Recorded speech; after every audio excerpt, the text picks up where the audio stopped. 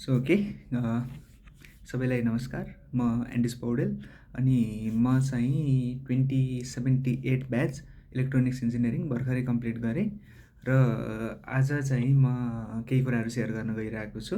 जस्तै मेरो क्याम्पसको जर्नी, पुल्चोक क्याम्पसको जर्नी कस्तो भयो र त्यसपछि मैले के स्किल्सहरूमा काम गरेँ र त्यसपछि few suggestions based in my experience and then something about job placement as a person in electronics engineering.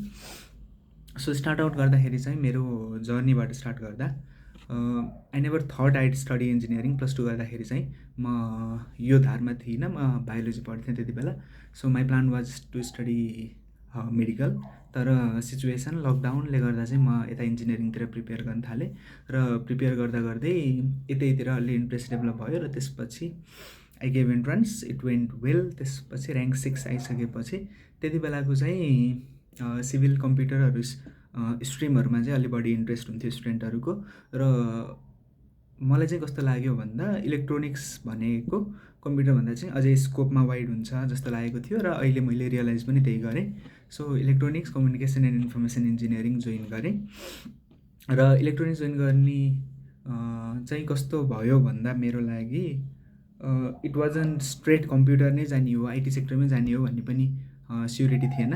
Electronics पनि एक्सप्लोर गर्न हुन्छ, कम्युनिकेसन फिल्ड पनि एक्सप्लोर गर्न हुन्छ र आइटी फिल्ड त छँदैछ। त्यो सोचेर चाहिँ मैले इलेक्ट्रोनिक्स इन्जिनियरिङ जोइन गरेको थिएँ।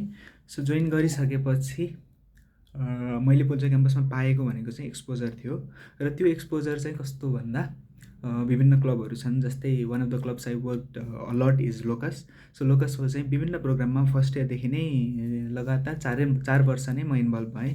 सो लोकसले गर्ने विभिन्न प्रोग्रामहरूमा चाहिँ म प्रत्यक्ष भाग लिन्थेँ र पछि चाहिँ अर्गनाइज पनि गरेँ। साथसाथै there are societies, district level societies हुन्छन्। जस्तै अब डेभलपमेन्ट रिजन या प्रदेश वाइज, डिस्ट्रिक्ट वाइज पनि हुने भए र त्योमध्ये मेरो घर स्याङ्जा हो र स्याङ्जा सोसाइटीमा पनि म सुरुदेखि नै दाइहरूसँग इन्टरेक्ट गर्ने र त्यसको प्रोग्रामहरूमा जाने गरेँ र एट द एन्ड म थर्ड इयरमा पुग्दा म इन्जिनियरिङ स्टुडेन्ट सोसाइटी अफ स्याङ्जाको प्रेसिडेन्ट पनि थिएँ। सो त्योबाट पनि मैले आफ्नो डिस्ट्रिक्टमा भएको भाइ बहिनीहरू, जुनियरहरूबाट उनीहरूलाई गाइडेन्स प्रोभाइड गर्ने र सिनियरहरूबाट आफू फर्स्ट इयर सेकेन्ड इयरमा हुँदा गाइडेन्स लिने त्यो कामहरू पनि गरेँ। सो त्यो हुँदा अनि अर्को चाहिँ one of the major part of my campus journey चाहिँ फ्री स्टुडेन्ट्स युनियन पनि भयो। फर्स्ट इयरमा हुँदा चाहिँ फ्री स्टुडेन्ट्स युनियन अर्थात् स्वतन्त्र विद्यार्थी युनियनको चुनाव भएको थियो, इलेक्सन। र त्यो इलेक्सनमा म एज अ मेम्बर पनि उठेको थिएँ र मैले जितेँ पनि।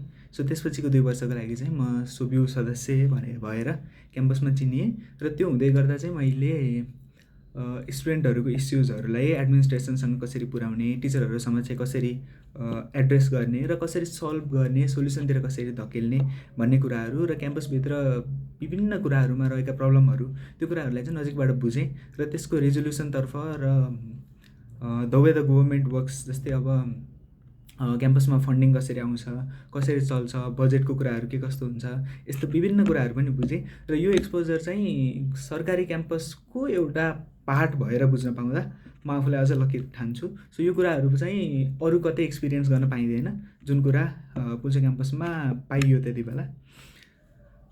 सो मेरो जर्नी चाहिँ सुरुको फर्स्ट इयर एक्सप्लोरेसनमै बित्यो। त्यसपछिको 2 वर्षमा I was a member of the एफएसयु।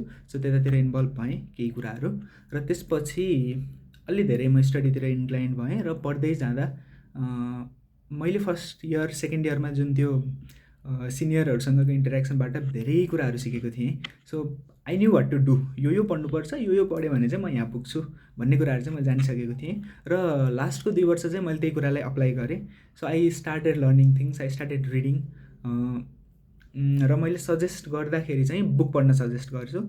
र बुक पनि कसरी पढ्ने भन्दा सबभन्दा पहिला चाहिँ तिमीलाई त्यो सब्जेक्टमा इन्ट्रेस्ट हुनुपर्छ, you need to develop interest. र इन्ट्रेस्ट भइसकेपछि बल्ल त्यो टपिकमा तिमीले राम्रोसँग स्टडी गर्न सक्छौ र स्टडी गर्दा चाहिँ रमाइलो लागेर बुझ्नको लागि पढ्ने, न कि त्यो सब्जेक्टलाई चाहिँ पास गर्नलाई भन्दा पनि। त्यो आफ्नो पाटो छ एउटा, मार्क्स पनि अ पार्ट हो, तर मार्क्स भन्दा पनि यो सब्जेक्ट चाहिँ मैले कसरी बुझेर अप्लाई गर्न सक्छु, यो सब्जेक्टले चाहिँ मलाई कहाँ फाइदा पुर्याउन सक्छ, यो कुरा। जस्तै इलेक्ट्रोनिक्स इन्जिनियरिङ गर्नु भनेको you need to have interest in computers and things, you need to have interest in networks, you need to have interest in systems. र त्यो सिस्टम चाहिँ कसरी बुझ्छु भन्नेतिर चाहिँ बढी फोकस गर्नुपर्ने हुन्छ। र स्किल्स सिक्नुपर्ने स्किल्सको कुरा गर्दा मैले सिकेको चाहिँ फर्स्टमा सिकेको सफ्ट स्किल्स थियो, जुन चाहिँ अब कम्युनिकेसनहरू भयो, कसरी प्रेजेन्ट गर्ने, प्रेजेन्टेसन कसरी गर्ने, र कुनै पनि प्रोग्राम अर्गनाइज गर्दा कसरी अर्गनाइज गर्ने, र विभिन्न मान्छेहरूलाई इन्भल्भ कसरी गराउने, यो सफ्ट स्किल्सहरू मैले सिकेँ। र यो बाहेक चाहिँ एकदमै करियरलाई नै फाइदा हुने खालको स्किल्स भन्नाले चाहिँ मैले प्रोग्रामिङ स्किल्स लेभलको चाहिँ त्यति धेरै सिकिनँ पनि, तर त्यो चाहिँ म रिकमेन्ड पनि गर्छु। आफूलाई चाहिँ कसरी जबसँग ढाल्ने, जुन त्यो जब वर्ल्ड अहिलेको चेन्जिङ वर्ल्ड, जुन आइटी वर्ल्ड हामीले भन्छौँ, त्यो वर्ल्ड कन्सटेन्टली चेन्जिङ छ। सो मैले फर्स्ट इयर सेकेन्ड इयरमा गर्दा यदि मैले त्यति बेला फर्स्ट इयर सेकेन्ड इयरमा मैले प्रोग्रामिङ नगरी पनि I am in a fine state does not mean you will as well. So यो कन्सटेन्टली चेन्जिङ वर्ल्डमा चाहिँ एडप्ट हुनको लागि आफूले के आइरहेछ नयाँ त्यो खोजेर आफूले पढ्ने बानी बसाल्नुपर्छ, जुन भनेको त्यो फिल्डमा इन्ट्रेस्ट हुँदा अटोमेटिकली अब जस्तै युट्युबमै कुनै भिडियो हेर्दा पनि टेक रिलेटेड हेर्ने, सो नयाँ नयाँ कुराहरू के आइरहेछ यस्ता कुराहरू बुझ्ने, यी कुराहरू गऱ्यो भने चाहिँ आफू अपडेटेड पनि भयो र सँगसँगै स्किल्सहरू पनि सिक्दै गर्दा भयो। त्यसपछि अनि one of the best thing Pulchowk campus carries and our department carries, electronics and computer department as overall कुरा गर्दा यसमा के हुन्छ भन्दा there are teachers who are really good, र त्यो they are really good but you need to be able to extract that from them. So तिमीहरूले नै सरहरूलाई चाहिँ इन्ड्युस गर्नुपर्ने हुन्छ। कतिपय कुरामा सरहरूको लेक्चरबाट चाहिँ हामीलाई बुझिन्न, हामी नबुझिन सकिन्छ। सो त्यो कारणले चाहिँ सर म्यामहरूसँग राम्रो रिलेसन राख्ने अनि उहाँहरूलाई सोध्ने, सो अफ टाइममा सोध्ने, त्यो कुरा गऱ्यो भने चाहिँ अझ सजिलो हुन्छ। र अर्को सिनियरहरू, सो सिनियरहरू चाहिँ एकदमै कोअपरेटिभ हुनुहुन्छ सबैजना। सो सिनियरहरूसँग रिच आउट गर्न कति पनि हिचकिचाउनु भएन, सानोभन्दा सानो कुराहरू पनि सोध्दै गर्ने, एडभाइसहरू माग्ने, दे नो लट, अनि सिनियरहरूको एडभाइस चाहिँ फलो गर्ने। र त्यो गऱ्यौँ भने लगभग उहाँहरूको एक्सपिरियन्सबाट चाहिँ आफूले फाइदा लिन सकिन्छ। सो त्यो गर्नु। र त्यसपछि जब प्लेसमेन्टको कुरा गर्दा म करेन्टली गार्ड 6मा as associate security operations employed छु, र guard 6 is one of the companies जहाँ चाहिँ पुल्चोक क्याम्पससँग विविध कनेक्सन्सहरू छन्। There are our alumni there. Guard 6को अपरेटिङ नेपाल सेक्सनमा जो अपरेट गर्नुहुन्छ डिरेक्टर सरहरू, उहाँहरू सबै पुल्चोक क्याम्पसकै प्रडक्ट हुनुहुन्छ मोस्टली।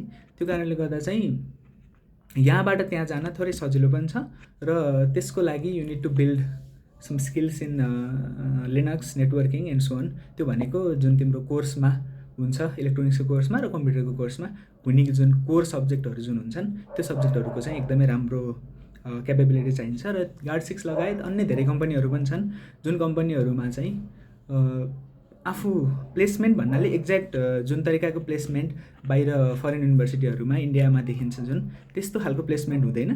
तर you will get industry exposure last इयरमा इन्डस्ट्रियल इलेक्टिभको फर्ममा, जुनमा चाहिँ अब गार्ड 6बाट सरहरूले हामीलाई पढाउनुहुन्थ्यो इलेक्टिभ सब्जेक्ट, या त्यस्तै अन्य कम्पनीहरू जस्तै एकबानाबाट पनि सरहरूले पढाउनुहुन्छ, त्यस्तै लोजिट्रोनिक्सबाट पढाउनुहुन्छ, अनि स्यामसङ इनोभेसन क्याम्पस अन्तर्गत पनि कोर्सेसहरू छन्। सो यस्तो कुराहरूले गर्दा चाहिँ you will get insights from the industry, like इन्डस्ट्रीमा चाहिँ के कस्तो काम भइरहेछ त भन्ने कुराहरू इन्साइट पाइन्छ। र त्यो जुन इन्डस्ट्री एक्सपोजर जुन लास्ट इयरमा पाइन्छ, त्यसलाई जबमा कसरी कन्भर्ट गर्ने भन्दा त्यो स्किल्ससँग आफूलाई ढालेर त्यही अनुसारले प्रिपेरेसन गर्ने हो भने सजिलैसँग जब प्लेसमेन्टहरू पनि पाउन सकिन्छ। So yes, it's a fine place. Pulchowk campus is a good place. अनि त्यही माथि इलेक्ट्रोनिक्स एन्ड कम्प्युटर डिपार्टमेन्टमा पढ्नु धेरै नै राम्रो छ। So I will recommend. तर लास्टमा पढ्ने भनेको चाहिँ आफैले हो। सो आफूले इन्ट्रेस्ट डेभलप गरेर मेरो लागि यही फिल्ड हो, I will do well in this field भनेर अघि बढ्यो भने अवश्य पनि सक्सेस पाउन सकिन्छ। सो लगभग त्यति नै थियो मबाट। Thank you.